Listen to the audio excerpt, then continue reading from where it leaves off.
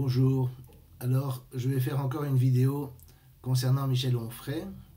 Je n'ai rien contre Michel Onfray en général, et en fait j'apprécie un certain nombre de choses qu'il a faites dans le passé, mais il a fait lui-même une vidéo répondant à la question « Que pensez-vous de Noam Chomsky ?» Et cette vidéo, bon, elle est disponible sur son site, elle est payante pour l'instant. Je crois qu'on peut s'abonner pour 4 € temporairement et la voir. J'ai vu cette vidéo et je dois dire j'ai été absolument estomaqué parce que ce qu'il dit de Chomsky est faux du début à la fin. Et je ne veux pas défendre Chomsky, j'ai une assez grande appréciation pour Chomsky et j'expliquerai un peu dans la vidéo pourquoi. J'ai aussi des désaccords avec lui, je l'expliquerai aussi. Mais ça n'est pas la question, qu'on l'aime ou pas, si on veut parler de lui, on ferait bien de tenir compte de ce qu'il dit. Les faits ont peut-être un peu d'importance. Or, ce qui m'a choqué dans la vidéo, et je viendrai dans la conclusion sur ce point, c'est que Onfray arrive à parler de Chomsky, on ne l'oblige pas à parler de Chomsky, il en parle librement, et ce qu'il dit est totalement à côté de la plaque. Alors, je vais prendre les différents points. Donc, il parle d'abord du structuralisme, de l'anticapitalisme de Chomsky, de la question israélo-palestinienne, et finalement de l'affaire Forisson. Bon, commençons par le structuralisme.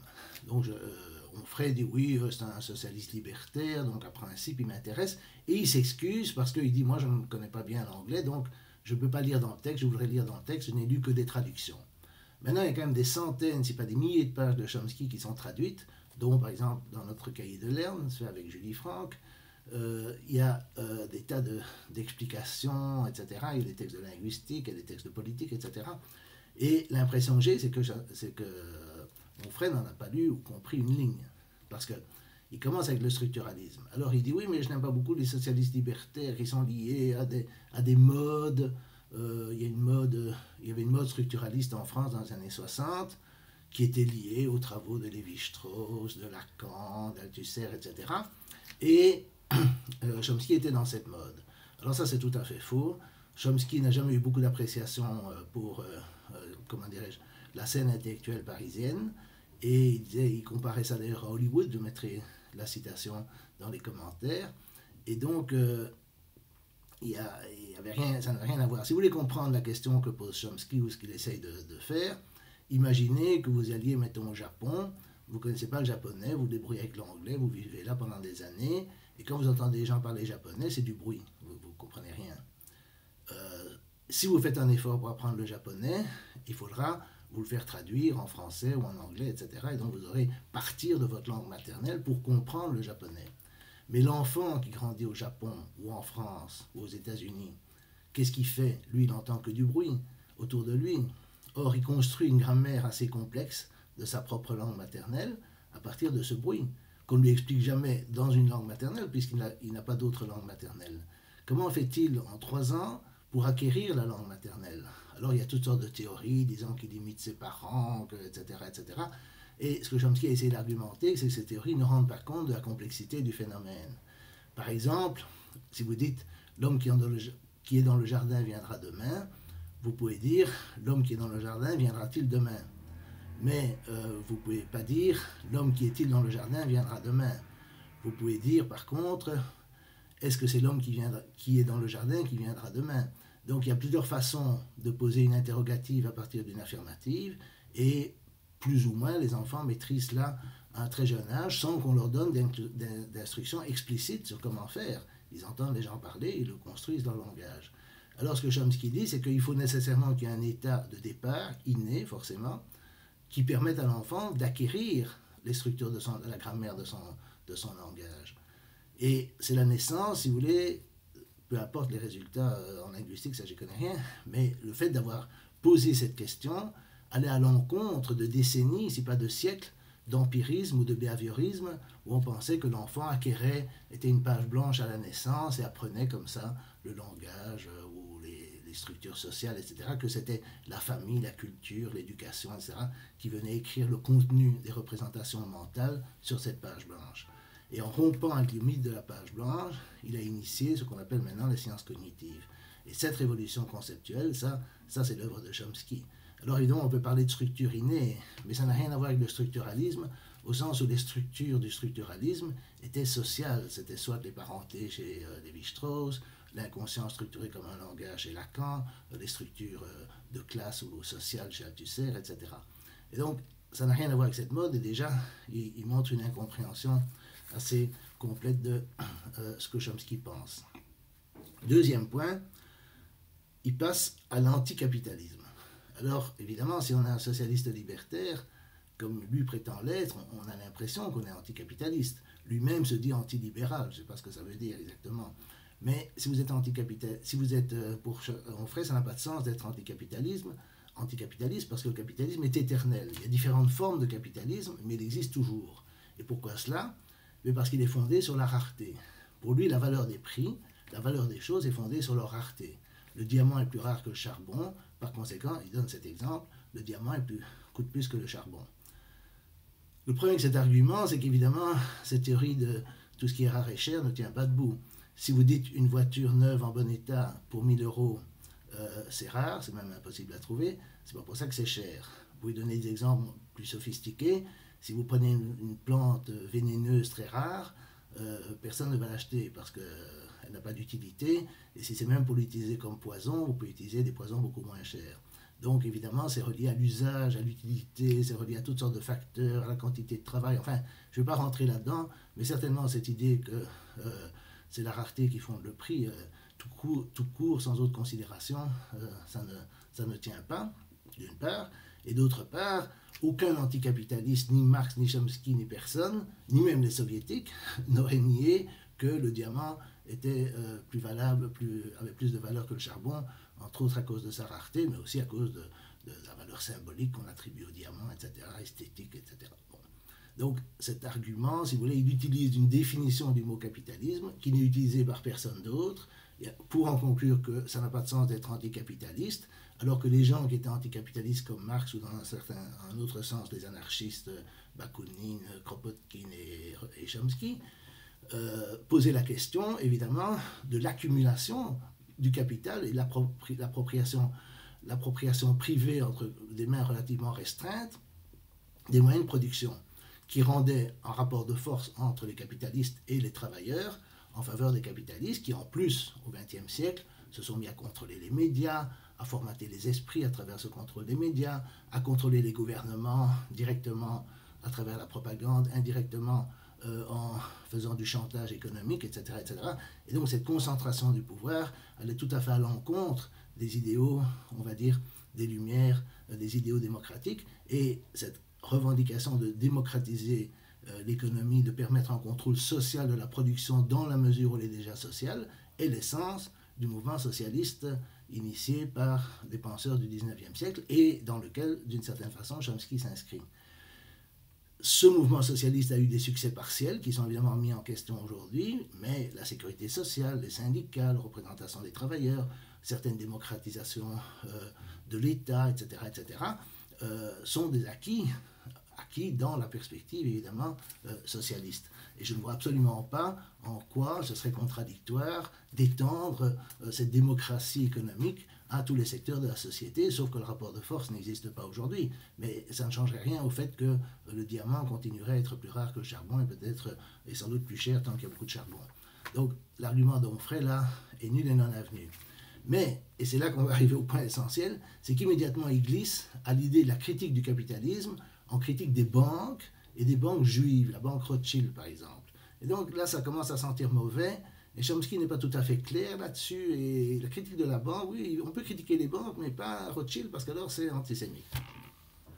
J'ai jamais vu, j'ai lu quand même des centaines de pages de Chomsky, une seule allusion aux banques juives, à Rothschild, etc. Et si c'est le Monde diplomatique qui est en général le journal qui diffuse le plus les idées de Chomsky en France, j'ai jamais vu dans le Monde diplomatique non plus la moindre allusion aux banques juives, à Rothschild, etc. Évidemment, on les trouve sur Internet, ça c'est vrai, mais Chomsky n'a rien à voir avec ça. Et donc cette critique, cette suspicion de l'antisémitisme, évidemment, déborde immédiatement sur la question israélo-palestinienne, où il reproche à Chomsky ses positions supposées sur le conflit israélo-palestinien, Alors, Onfray commence par présenter sa solution, et sa solution, si j'ai bien compris, c'est toujours se ramener à Proudhon. Il ne faut pas d'État.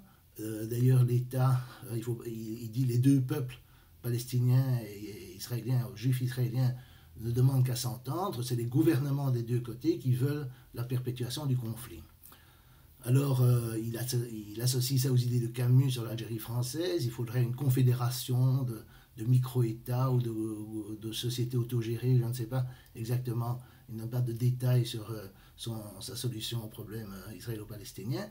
Mais ça, c'est ce vers quoi il faut aller. Et alors, il a entendu le muezzin en Israël, et ça montre que tout le monde s'entend, etc., etc. Bien. Alors, il accuse Chomsky de jacobin. Je ne sais pas où il a été chercher ça. Il faut aussi comprendre que c'est très franco-français de parler de jacobins pour les États-Unis, parce qu'aux États-Unis, il n'y a pas de jacobinisme. Il y a des gens qui défendent l'État fédéral parce que c'est là qu'ont été votées les mesures les plus progressistes et les mesures contre les discriminations, etc. Et en général, les gens qui défendent le soi-disant droit des États, ça défendait souvent le droit des États sudistes qui avaient tendance à être favorables aux discriminations raciales, etc. Et c'est ça, si vous voulez, l'équivalent du débat entre Girondins et Jacobins aux États-Unis, mais c'est pas la même forme, c'est pas la même histoire, personne n'utilise ces termes, etc., etc. Donc ça n'a aucun sens. Et Chomsky n'est sûrement pas Jacobin parce qu'il est aussi pour, d'une certaine façon, un système, idéalement, un système, mais pas dans l'immédiat, mais idéalement un système anarchiste où il y a des représentations de différentes communautés locales, autogérées, etc. Bien. Donc ils ne sont pas Jacobins. Mais la solution que Onfray propose pour la Palestine, enfin pour Israël-Palestine, le problème c'est qu'il n'y a personne sur le terrain qui en veut. D'abord, les Palestiniens, j'ai l'impression que si vous allez chez les Palestiniens, vous leur dites écoutez, lisez Proudhon, là vous trouvez la solution à vos problèmes, ils vont vous envoyer promener, parce que ça ne fait pas partie de leur histoire, de leur culture, etc. etc. Ils ne sont pas prêts à créer des communautés autogérées, anarchistes, etc. Numéro 1. Numéro 2, et le plus important, c'est que les Israéliens ne sont pas prêts à en entendre parler, parce que les Israéliens ne veulent évidemment pas l'égalité des droits sur tout le territoire qui va de la rivière Jourdain à la mer. Et donc sur ce territoire qu'ils occupent de fait, enfin le territoire dit d'Israël de 67 et les territoires occupés, sur ces territoires-là, ils ont une supériorité juridique, militaire, etc., etc. Et il n'y a aucune envie, évidemment, d'étendre les droits égaux, qui serait un présupposé à l'État libertaire, ou le non-État libertaire auquel rêve Onfray. Et c'est évidemment, s'ils ont créé un État juif, c'est pour avoir une suprématie juive dans cet État. Ils n'ont pas envie d'un État où il y aurait l'égalité avec des millions de gens qui ne sont pas juifs. Et qui serait peut-être en majorité à terme, dépendant de la démographie et de choses comme ça. Autre chose, évidemment, pour l'Algérie, c'était pareil. C'était les colons qui ne voulaient pas de son État magnifique à la Camus. Les Algériens, si on leur avait proposé l'égalité des droits, ils l'auraient peut-être accepté, mais on ne leur a jamais proposé ça. Et donc, il y a une espèce d'irritation de quelqu'un qui vient avec une solution totalement utopique, totalement irréaliste, et puis accuse les gens d'antisémitisme ou suggère qu'ils sont antisionistes, donc bon, comment dirais-je, c'est suspect, parce qu'ils refusent cette solution. Alors si on vient à l'opposition de Chomsky sur la Palestine, en fait, au début, lors de la colonisation, Chomsky a été vivre dans les kibbutz, donc au début de la création de l'État d'Israël, il était pour une solution du type d'Onfray, c'est-à-dire pas un État juif, mais un État binational, où il y aurait les Juifs et les Palestiniens qui vivraient en coexistence. Peut-être pas sur un mode anarchiste, mais c'est ce qu'il pensait. Alors évidemment, au cours du temps, il a évolué, il s'est rendu compte que c'était irréaliste, et il dit, maintenant la seule solution, c'est la solution à deux États. Un État palestinien en Cisjordanie et à Gaza, et un État israélien dans la frontière 67. Cette position est une position officiellement du droit international, donc en fait, elle n'a rien de radical, et elle est sioniste en réalité, parce que ça vise à sauver l'État d'Israël. Parce que si vous créez un État unique dans ce qui est aujourd'hui Israël et la Palestine, comme je dis, la majorité juive risque de disparaître, ou au moins être mise en question. Et donc, la position de Chomsky, loin d'être anti-sioniste, est sioniste. Et elle l'était déjà dans le temps, sauf que c'était un sionisme de gauche. Moi, j'ai toujours de sérieuses objections à ce sionisme de gauche, parce qu'évidemment, si je viens chez vous, que je prends plus ou moins de force la moitié de votre maison, et puis je dis maintenant on va faire une maison binationale, on va faire vivre en coexistence pacifique, vous n'allez pas l'accepter. Et c'est en fait ce qui s'est passé avec les Palestiniens, qui ont dû accepter une immigration juive sous le mandat britannique, qui était le statut de la Palestine après la Première Guerre mondiale, et qu'ils auraient évidemment combattu s'ils l'avaient pu. Ils ont essayé de le combattre, mais ils n'y sont pas arrivés. Et donc, évidemment, à un moment donné, il y a eu ce partage et cette création de l'État d'Israël.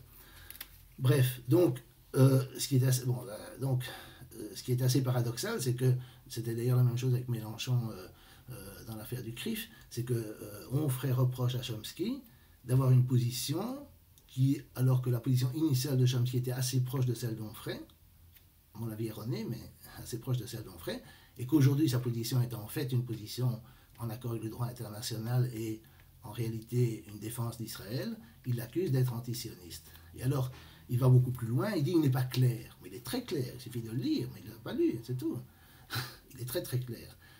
Alors, comme il l'accuse d'être antisioniste, il dit que l'antisionisme, c'est refuser le droit à Israël d'exister, aux Juifs d'exister. Mais c'est pas ça l'antisionisme. L'antisionisme, c'est contester la possibilité d'avoir un État majoritairement juif ou un État basé sur le rejet du droit au retour des Palestiniens qui ont été chassés en 1948 ou de leurs descendants, etc. Si des Juifs du monde entier peuvent venir s'installer en Palestine, on ne voit pas très bien pourquoi les descendants des gens qui ont été chassés en 1948 ou même ces gens-là ne pourraient pas revenir dans les terres dont ils ont été chassés. C'est élémentaire. Et donc, si vous voulez, cette question de l'État d'Israël, c'est pas la possibilité pour les Juifs qui sont là de vivre là, ce qui n'est contesté à mon avis par personne, mais la possibilité d'avoir un État suprémaciste et exclusiviste, juif à l'exclusion des populations initiales. Mais comme je dis, Chomsky est pour cet État. Il est pour cet État, il n'est pas pour le droit au retour. Donc, il a une position sioniste, et alors c'est totalement absurde de l'accuser d'avoir une position antisioniste. Et alors on va de mal en pis, parce que Onfray dit Chomsky est responsable parce que c'est un intellectuel, etc. Et ses paroles peuvent tuer. Les paroles peuvent tuer. Alors ça, évidemment, les paroles ne tuent pas en réalité, et il fait la comparaison avec BHL. Il dit BHL est responsable de la guerre en Libye, la guerre en Libye a fait des morts, et donc BHL est responsable de morts à cause de ses paroles, de ses actions, et Chomsky aussi. Alors on se demande où il a été chercher cette comparaison. Parce qu'évidemment, le problème de BHL et de la Libye, c'est pas simplement ses paroles, mais c'est le fait qu'il a des réseaux d'influence, qu'il est très influent dans la presse, que la presse, évidemment, a emboîté le pas sur la ligne de BHL, c'est peut-être pas dû à BHL, mais c'est comme ça. Et donc, évidemment, c'est toute cette propagande médiatique qui a légitimé la guerre, qui a fait qu'il n'y avait aucune opposition à cette guerre, etc. Et donc ça, dans ce sens-là, évidemment, on peut dire, voilà, les paroles tuent, mais c'est la propagande massive de l'appareil idéologique, si on veut, qui mène à cette tuerie. Et en ce qui concerne Chomsky, Chomsky, évidemment, ne fait rien de pareil. Chomsky n'a aucune influence sur le gouvernement américain. Ce serait bien qu'il en ait, parce qu'au moins il aurait une influence modératrice sur les actions impérialistes du gouvernement américain. Mais il n'en a aucune. Alors on pourrait dire, oui, mais peut-être qu'il encourage le Hamas à tuer, ou le Hezbollah, ou je ne sais pas quoi. Mais le problème, c'est qu'abord, évidemment, le Hamas se fiche complètement, et le Hezbollah, il se fiche complètement de ce que pense Chomsky, il se fiche complètement de ce que pense Onfray, et ce que pensent tous les intellectuels français.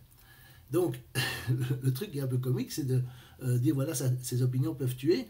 Alors, évidemment, en plus, je sais que Chomsky a eu des contacts, il a rencontré Nasrallah, il a été dans les territoires occupés, il a rencontré des dirigeants palestiniens, etc.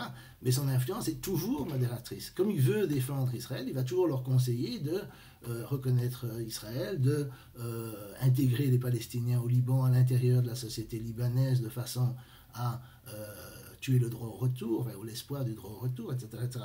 Donc, sur tous les plans, la comparaison avec BHL est à côté de la plaque. Alors évidemment, on pourrait se demander aussi le discours d'Onfray, où voilà, il reconnaît l'État d'Israël, etc. Tout le monde s'en fout, parce que l'État d'Israël n'a pas besoin d'être reconnu. Il a des armes, c'est tout, il est reconnu par des armes. Dans le film de Pontecorvo, La bataille d'Alger, à un moment donné, on voit un dirigeant du FLN qui a été capturé par les Français et qui est amené à une conférence de presse. Et un journaliste, je crois américain, lui demande, ou anglais, lui demande, n'avez-vous pas honte d'utiliser des couffins de vos femmes pour transporter des bombes? Parce que le FLN faisait des attentats où les bombes étaient transportées par des femmes, par exemple au minibar d'Alger, dans des couffins. Et alors le dirigeant du FLN répond, écoutez, donnez-nous vos avions, vos tanks, vos bombes, etc. Et nous on vous donne les couffins de nos femmes, et et ça règle la question. C'est la même chose entre Israël et Palestine. Si vous donnez aux Palestiniens les avions, les bombardements, les fusils, tout ça, les tanks des Israéliens, et vous donnez aux Israéliens les cerfs-volants et les lance-pierres des Palestiniens, il n'y a plus besoin de demander le droit à l'existence de la Palestine, le droit à rien. L'affaire sera réglée en 5 minutes. Et c'est purement une question de rapport de force.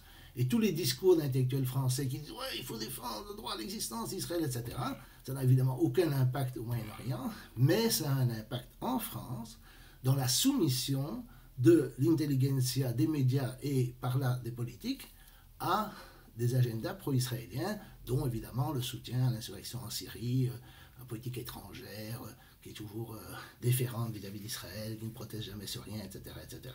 Bon. Alors ça, c'est, je termine donc ce point sur la Palestine. Alors on passe à l'affaire Forisson. Alors je crois que je vais faire une vidéo rien que sur Forisson, mais pas maintenant. Donc pour ceux qui ne connaissent pas cette affaire qui est assez ancienne, Forisson était un professeur de littérature française à l'université de Lyon qui, en 78-79, a écrit des textes, dont un qui a été publié dans Le Monde, qui contestait, enfin qui niait l'existence de chambres à gaz dans certains camps allemands, dont Auschwitz. Et donc ça a créé un scandale, il a été attaqué physiquement, même dans ses cours de français. Et il y a eu une pétition qui a circulé demandant que l'État et l'université garantissent son intégrité physique, garantissent ses droits à la liberté d'expression. Cette pétition a été signée par Chomsky et ça a provoqué un torrent d'attaques contre Chomsky, qui n'avait rien fait d'autre que signer cette pétition. Et après, il a eu des échanges de lettres avec des intellectuels français, dont Vidal-Naquet, qui était un des plus agités contre Forisson, contre Chomsky, etc. Et il a transformé ces lettres en texte, qu'il a donné à un de ses amis de l'époque, qui était Serge Tillon, qui avait été un adversaire de la guerre du Vietnam et qu'il connaissait à travers cette opposition à la guerre du Vietnam, lequel Tillon s'était rapproché de Forisson et a publié le texte de Chomsky comme préface, ou si on veut comme avis, au début d'un livre de Forisson, qui était un mémoire en défense, donc le livre n'aurait jamais existé s'il n'y avait pas eu de poursuite, parce que Forisson a été poursuivi, il a fait un mémoire pour se défendre, et une préface de Chomsky, qui est un pur texte sur la liberté d'expression, qui n'a rien à voir avec les textes de Forisson, n'a rien à voir avec des chambres à gaz, sont des généralités sur la liberté d'expression, a été publié comme avis au début de ce livre. Alors évidemment, le torrent de boue, de haine, de diabolisation, d'exagération, de non-sens, s'est déchaîné encore plus contre Chomsky à ce moment-là. Et par exemple, Jean-Pierre Enthoven disait que sa linguistique l'empêchait de comprendre la Shoah, en gros. Et donc, c'était vraiment c'était vraiment la totale. Et, comment dirais-je, là-dessus, la position, la position de Onfray, c'est que, oui, liberté d'expression pour tous, oui, alors oui, enfin oui, non, enfin bon. Mais alors il dit quand même, l'histoire a jugé, et donc non, voilà, pour Forisson, il dit, il est ambigu, mais essentiellement il critique Chomsky pour avoir milité pour la liberté d'expression de Forisson, ce qui n'est pas vrai, il n'a pas milité, il a signé une pétition, puis il a écrit un texte pour répondre à des calomnies, et ce texte a été publié, puis il a écrit encore un autre texte, et ce sont ces textes-là qui sont la seule militance de Chomsky dans cette affaire. Et alors il continue, il dit oui, non, l'homophobie c'est un délit, le sexisme c'est un délit, ah bon. Lui-même a été poursuivi, attaqué pour homophobie, alors que se passe-t-il si une association LGBT décide de le poursuivre au tribunal pour homophobie? Lui dit qu'il n'est pas homophobe, d'accord? Il y a beaucoup de gens qui sont poursuivis pour antisémitisme qui disent qu'ils ne sont pas antisémites. La question c'est, donnez-vous le droit à des associations de vous poursuivre au tribunal quand ces associations ont décidé que, voilà, vous êtes homophobe, sexiste, etc. Qu'est-ce que c'est que le sexisme? Il y a des féministes qui considèrent que l'assertion comme quoi il existe des différences psychologiques, mentales, entre hommes et femmes, qui sont essentiellement innées, est sexiste. Mais il y a des tas de recherches en sciences cognitives qui montrent cela. Je ne veux même pas me prononcer là-dessus, mais est-ce qu'on va mettre au tribunal maintenant les gens qui font ce genre de recherche? Ils sont traînés dans la boue dans l'opinion publique, mais il y a quand même une question de principe, une question de savoir si on va aller au-delà, et en plus poursuivre ça Alors là-dessus, évidemment, il dit bien sûr, alors il soutient les antisémites qui sont derrière Forisson, enfin il fait une soupe. Chomsky n'a jamais soutenu aucun antisémite.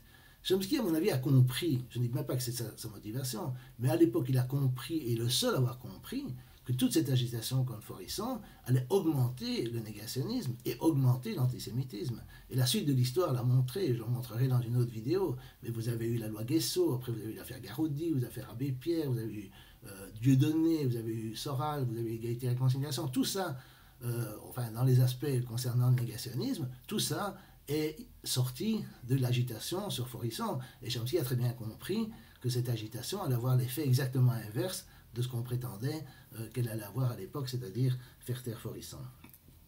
Et là-dessus, il a été le seul à être lucide, et bien sûr, il n'avait aucun lien avec l'antisémite, comme le suggère Onfray. Alors, évidemment, finalement, on a une image de Chomsky qui, bon, d'abord, il est dans la mode structuraliste, qui est faux. 2, il est anticapitaliste, mais l'anticapitalisme, c'est suspect parce qu'on s'attaque aux banques, à Rothschild, etc. Et puis, on débouche sur son antisionisme, qui n'est pas de l'antisionisme, qui est du sionisme, un sionisme intelligent, exactement. Et puis, l'affaire Fórisson, où là, sa défense à la liberté d'expression est de nouveau suspecte parce qu'il défend quelqu'un qui est attaqué au nom de la lutte contre l'antisémitisme, alors qu'à mon avis, Chomsky comprend très bien que c'est l'inverse, et que c'est en fait l'antisémitisme qui monte à cause de cette dite lutte. Alors, le dernier point, c'est son anti-américanisme. Alors, pour Onfray, d'après Onfray, Chomsky considère que les États-Unis, c'est le mal absolu partout, et du capitalisme, du fascisme, etc. Et alors, il nous explique que, comment dirais-je, que l'Amérique, c'est pas que ça. Il y a la Beat Generation, il y a Kerouac, il y a Thoreau, il y a Emerson, les transcendantalistes, etc., des écrivains du 19e siècle. Il y a quand même des trucs sympas aux États-Unis.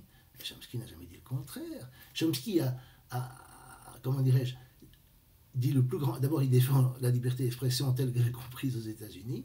Il défend aussi l'idée qu'aux États-Unis, les intellectuels sont pris beaucoup moins au sérieux qu'en France, c'est-à-dire qu'ils peuvent être beaucoup plus sérieux qu'ils ne sont en France, entre eux, parce que justement, ils n'ont pas ce statut d'idole que BHL a, mais aussi Onfray, etc. Et évidemment, il a toujours défendu, et même peut-être trop, le mouvement anti-guerre pendant la guerre du Vietnam, en disant que c'était un mouvement très moral, que ça n'a pas à voir avec la conscription, etc., etc. À mon avis, il a exagéré de ce côté-là, mais certainement, Chomsky défend beaucoup d'aspects qu'il estime positifs dans la société américaine. Ce que Chomsky fait, et là, c'est son grand mérite, c'est qu'il a critiqué systématiquement les politiques impérialistes des États-Unis. Mais si on réfléchit à ces politiques depuis la guerre, elles sont absolument monstrueuses. C'est-à-dire que vous avez évidemment la guerre du Vietnam, vous avez les guerres en Amérique centrale, vous avez le renversement de Mossadegh en Iran, vous avez, dans les années 50, vous avez le renversement de Goulard au Guatemala, qui plonge le Guatemala dans l'horreur absolue pendant des décennies. Le renversement de Mossadegh est au début a rendu possible la dictature du Shah, qui elle-même a été renversée en 1979 par les Mollahs, qui donne lieu au régime qu'on est supposé détester, mais qui n'existerait peut-être pas si on avait laissé Mossadegh au pouvoir.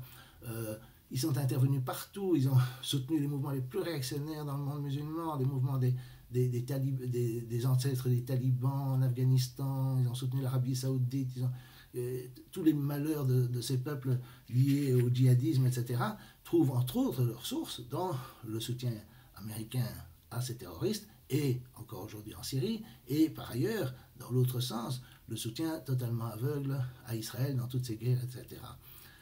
Et là, évidemment en Amérique latine, ça a été Arbenz dont j'ai parlé, mais c'était Goulard au Brésil en 1964, c'était Allende au Chili en 1973, ils ont soutenu le coup d'État contre Chavez, ils ont soutenu absolument toutes les politiques réactionnaires dans ces régions du monde, et même des politiques qui vont contre ce qu'on pourrait appeler la social-démocratie au sens européen du terme, hein, on ne parle pas de communisme, hein, ou les politiques d'indépendance nationale, et en Indochine, évidemment, ils ont dévasté le Vietnam, le Laos et le Cambodge. Ils sont à l'origine de la tragédie des Khmers rouges, d'ailleurs, parce que c'est eux qui ont fait que les Khmers rouges sont arrivés au pouvoir au Cambodge en 1975. Et donc, je veux dire, leur politique est monstrueuse. Et là, Chomsky a au moins un grand mérite, avec Herman, d'avoir systématiquement dénoncé ces politiques. L'autre grand mérite, c'est la critique des médias, qui est pratiquement inexistante en France, particulièrement dans la gauche. À part Acrimed, il y a pratiquement personne qui critique les médias, le monde diplomatique, mais sinon, en général, ou les crises le fait aussi maintenant, on le cite les crises, mais sinon, c'est le silence radio. Au contraire, la gauche défend la liberté de la presse, etc., c'est-à-dire le contrôle par des milliardaires des grands médias. Et là, ils ont fait des critiques, des analyses extrêmement bonnes, particulièrement dans La Fabrique du consentement, où il montre, Chomsky montre que systématiquement, les médias donnent une image déformée de la réalité qui encourage alors les guerres d'intervention, l'impérialisme, etc., etc. Et ça, c'est une tâche que les intellectuels feraient bien de faire et que Chomsky a fait de façon extraordinaire. Alors, qu'est-ce que ça devient chez Onfray? Alors là, j'étais le cul par terre, si j'ose dire. Chomsky a fait le choix, dans les années 60-70, du camp du bien, ou qui était le bien pour lui, c'est-à-dire celui de l'URSS, contre le camp du mal, qui est celui des États-Unis. Alors là, j'étais vraiment ahuri. Je veux dire, tout le reste est déjà faux sur le sionisme, etc. Mais dire que Chomsky a pris le camp de ce que lui estimait le bien, qui est l'URSS, alors que Chomsky vient d'une tradition anarchiste remontant à sa jeunesse dans les années 30. Le premier texte qu'il a écrit, c'était sur la chute de Barcelone en 1939, quand il avait 10 ans. Et donc, il était très politisé déjà dans le milieu de juifs émigrés, radicaux, anarchistes, trotskistes, etc. Et comme il a grandi dans ce milieu, il a toujours une position extraordinairement anti-léniniste. Tout le temps. Il le dit tout le temps, il le dit partout. Anti-soviétique, anti-léniniste. Il a toujours dit, et ça c'est pas tout à fait faux, que l'Union soviétique utilisait l'argument de l'impérialisme américain pour maintenir son contrôle en Europe de l'Est, et les États-Unis utilisaient la menace soi-disant soviétique pour maintenir leur contrôle sur l'Europe de l'Ouest et aussi sur le reste du monde. Mais c'est pas du tout symétrique. Lui avait tendance à les rejeter un peu sur le même plan, et quand l'URSS s'est effondrée, il a même dit, voilà, c'est un faux socialisme qui a disparu, donc maintenant on peut revenir à un vrai socialisme. On a vu que c'est pas tout à fait ça ce qui s'est passé, mais sa critique de l'URSS était absolument radicale tout le temps, et dire qu'il a choisi le camp soi-disant du bien, comme le dit Onfray, c'est pas où il a été cherché, je comprends pas, il n'y a pas un mot qui permet de justifier cela. Alors pour finir, Onfray trouve qu'une pensée qui est plus intéressante que celle de Chomsky, qui est trop marxiste pour lui, c'est celle d'Huntington. Huntington, l'auteur américain, qui a écrit le livre sur le choc des civilisations, parce que Huntington, il voit les choses en termes religieux, c'est-à-dire un choc entre la civilisation judéo-chrétienne et la civilisation islamique. Alors là, on revient de nouveau à un discours apologétique qui consiste à dire, voilà, il y a deux blocs qui ne peuvent pas s'entendre. Bon, premièrement, judéo-chrétien, c'est un étude d'histoire des rapports entre les juifs et les chrétiens au cours des siècles. On ferait peut-être mieux de parler helléno-chrétien ou latin, grec et chrétien. C'était comme ça que on m'apprenait le monde occidental quand j'étais jeune. L'expression judéo-chrétienne est venue par la suite. Et de nouveau pour nous assimiler à la politique israélienne. Et la question évidemment du monde islamique, c'est faire comme s'il y avait une hostilité irréductible entre nous et le monde islamique. Mais évidemment, ce n'est pas chez nous que l'islam a fait Suez, la création d'Israël, la première guerre du Golfe, la deuxième guerre du Golfe, la destruction de l'Irak, la subversion de la Syrie, le renversement de Mossadegh, la guerre d'Algérie, etc., etc. Tout ça, ce sont des choses qui se sont passées dans le monde musulman et qui étaient dues à l'action de puissances occidentales, principalement américaines, mais pas seulement. Et donc, quand on regarde ce bilan, on se rend compte que s'il y a un conflit, et bien sûr il y a un conflit importé alors dans les banlieues, dans le djihadisme, etc., le conflit, la source du conflit, c'est quand même notre agressivité vis-à-vis, enfin y compris celle des sionistes, mais notre agressivité vis-à-vis du monde musulman et pas l'inverse. Parce qu'il y a d'autres aires culturelles ou religieuses qui identifient Huntington, la Chine, la Russie, etc., et ces pays veulent vivre en paix avec nous. Ces pays veulent qu'on leur foute la paix. Ils ne veulent pas qu'on vienne les emmerder avec des droits de l'homme et des trucs avec des Ouïghirs, des Tchétchènes, etc., etc. La politique des minorités, qui a toujours été une politique impériale pour détruire les autres pays. Mais ils veulent qu'on leur foute la paix, mais sinon ils ne veulent pas nous attaquer. Ils veulent la paix, ils veulent la coopération, ils veulent le commerce, etc. C'est évident tous les jours. Et ce serait la même chose avec le monde musulman si nous n'avons pas cherché à nous ingérer, à renverser les régimes, à foutre le bordel, disons ça crûment, dans ces pays-là. Et donc, cette vue à la fin de Onfray qui dit bon, l'URSS a disparu, donc le parti pris de Chomsky pour l'URSS n'a plus lieu, c'est totalement à côté de la plaque et totalement à côté de ce que dit Chomsky. Alors, ce qui me préoccupe, comme je dis dans cette affaire, ce sont deux choses. Ce n'est pas défendre Chomsky. Parce que Chomsky, d'abord, il est connu dans le monde entier, et en dehors de France, les gens le lisent. Quand ils le lisent, ils verront bien que ça n'a rien à voir avec ce que dit Onfray. Mon souci est plutôt double. D'une part, l'intégrité de la pensée française. Parce que ce que fait Onfray, c'est quand même assez étonnant. Il prend l'intellectuel dans le New York Times, qui le déteste, déteste Chomsky, il dit que c'est le plus grand intellectuel vivant, ce qui est très facile à soutenir, enfin on peut soutenir, et il en parle, mais vraiment sans avoir lu une ligne, sans avoir compris une ligne, sans rien. Il dit tout ce qu'il dit est faux. Et on se dit, mais pourquoi fait-il cela? Peut-être qu'il est malade, peut-être que j'ai tort de le critiquer, mais je trouve ça assez extraordinaire d'en arriver à un point où on peut parler d'un auteur sans en comprendre la moindre ligne, un auteur en principe très connu, qui est accessible en français, donc les gens pourraient le lire et se rendre compte qu'Onfray se ridiculise. Pourquoi le fait-il? Soit parce qu'il pense que personne ne lit Chomsky et personne n'a la moindre idée de ce qu'il dit et donc personne ne va le critiquer, soit parce qu'il pense que son statut d'intellectuel lui permet de dire n'importe quoi. Et dans les deux cas, je trouve que c'est un avilissement de la pensée critique en France, dont Onfray a été ou pourrait être un représentant. Et l'autre aspect qui est hyper irritant, c'est cette obsession chez les intellectuels français de toujours montrer qu'on est plus antisémite que son voisin. Chomsky dit qu'il y a une période dans les années 70, au début, où tout le monde était un peu révolutionnaire, où tout le monde voulait montrer qu'il était plus marxiste-léniniste que son voisin. Bon, ça a bien disparu. Mais maintenant, il faut montrer qu'on est plus antisémite que son voisin, au point de suggérer les banques, capitalisme, Israël, sionisme, etc., fleurissant de l'antisémitisme, de suggérer, de dire qu'il n'est pas clair, etc., de l'antisémitisme chez quelqu'un comme Chomsky, qui est juif, qui n'est pas du tout évidemment dans la haine de soi, qui est très intelligent, qui est plutôt libertaire en réalité, mais de façon plus cohérente qu'Onfray, et qui à mon avis comprend très bien les dangers à la fois pour Israël, pour les communautés juives, etc., qui viennent de cette politique de soi-disant lutte contre l'antisémitisme, mais c'est quelque chose d'avilissant de devoir se soumettre comme ça tout le temps à ce qu'il faut bien appeler des groupes de pression, parce qu'il n'y a aucune raison, il n'y a pas d'antisémitisme, il y a peut-être de l'antisémitisme qui monte en France, mais c'est uniquement lié à ces pressions perpétuelles. Et donc, s'il n'y avait pas ça, si on pouvait en parler sereinement d'Israël, des lobbies, de l'Holocauste aussi, pourquoi pas, évidemment, cet antisémitisme qui monte effectivement n'existerait pas, et je trouve que ce serait la tâche des intellectuels plutôt de, comment dirais-je, essayer de rendre le débat libre plutôt que d'en rajouter en accusant d'antisémitisme ou en suspectant d'antisémitisme quelqu'un comme Chomsky qui en est totalement dépourvu. Et ce sont deux aspects, donc le fait de pouvoir dire n'importe quoi sur un auteur très connu et de toujours vouloir prouver qu'on est plus antisémite que son voisin, qui sont, à mon avis, des exemples de corruption de l'intelligentsia française, et c'est exactement ce que je regrette dans ce qu'a fait Michel Onfray.